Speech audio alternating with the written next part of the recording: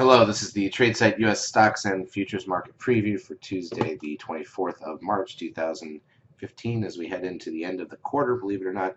Today slowed us down a bit. Wasn't a very exciting day. 1.45 billion NASDAQ shares traded, as you'll see in a minute, one of the lightest of the year. It was the start of the new options quarterly cycle, so that's not uncommon to get a flatter session with it, but it certainly wasn't very interesting.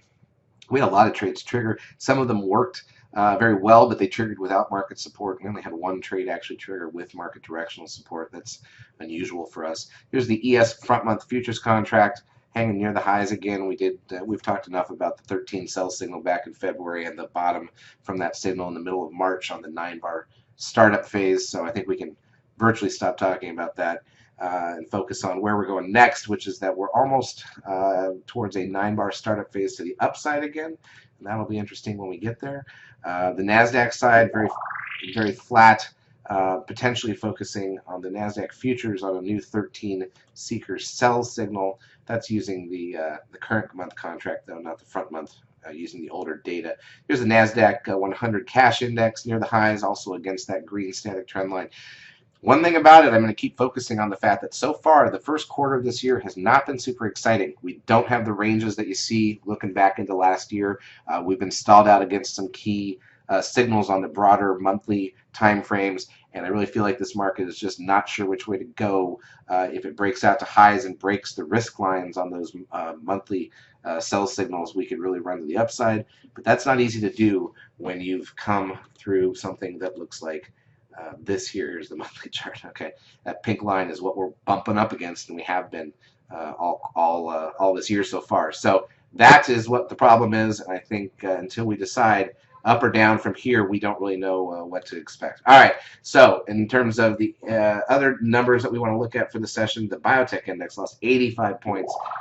Basically a floating island between the gap up Friday and close and the gap down. It's not a perfect floating island, but it's close to it. That's a real negative for the biotechs. SOX down 7, NDX was down 13, S&P down only 4 in what was essentially a flat session. The VIX closed up 0.39 at 1341, which is not really useful information. Here's crude oil closing at 47.5.